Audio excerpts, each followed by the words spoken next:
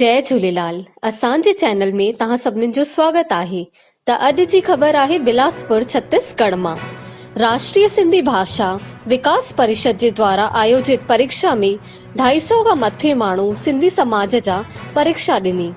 सिंधी समाज भाषा विकास परिषद नई दिल्ली जे तत्वाधान में शरदाई सेवा मंडल जे सहयोग सां Sindhi certificate course, Sindhi diploma course, Sindhi advance diploma course जी परीक्षा 7 फरवरी जो इतवार ॾींहुं सिंधु विद्या मंदिर सिंधी कॉलोनी बिलासपुर में आयोजित कई वई, जंहिंमें सिंधी समाज जे 250 खां ज्यादा ॿारनि ने परीक्षा ॾिनी। इन में युवाऊं बि हुया ऐं सिंधियत जो जज़्बो ॾिसण वारो हुयो। भाषा व संस्कृति खे कायम रखण जे लाइ प्रचार कंदे हुए निरंतर सिंधी क्लासेस लॻाए करे ज्ञानवर्धक जानकारी ॾेई थी वञे पई। कोरोना संक्रमण काल जे लाइ पढ़ाईअ जे संबंधित सभी कार्य ऑनलाइन कराया विया। ज़ूम मीटिंग करे ऐं व्हाट्सएप ग्रुप जे माध्यम सां सभई छात्रनि खे तैयारी कराई वई हुई।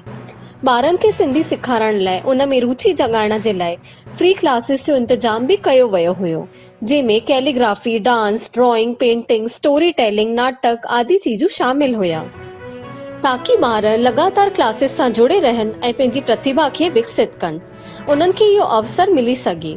हिन परीक्षा खे सुचारू रूप सां संपन्न कराइण जे लाइ सुपरवाइज़र नियुक्त कया विया हुया, जंहिंमें श्रीमती विनीता भावनानी, शिखत भक्तियार, सुपरवाइज़र दीपक वाधवानी टीचर हुया, कंचन जैसवानी, कशिश चांदवानी, श्वेता आसवानी, रितु भोजवानी, सुनीता भोजवानी, कोहिनूर जैसवानी, चंदा माखीजा, कविता खुशलानी, पूजा जैसवानी, दीपक खुशलानी।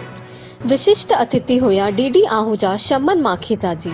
हिन आयोजन खे सफल ठाहिण में मोहन जैसवानी, जगदीश अग्यासी, दीक्षा केलवानी, जय केमरानी, आकांक्षा वाधवानी आदि माण्हुनि जो पूरो सहयोग रहियो। हीअ ख़बर असां तक विजय दुसेजा बिलासपुर मां पहुचाई। त अॻिते जी ख़बरूं ॿुधण लाइ जुड़ियल हुजो असांजे चैनल सां ऐं वधीक खां वधीक लाइक कयो, शेयर कयो ऐं सब्सक्राइब कयो। जय झूलेलाल।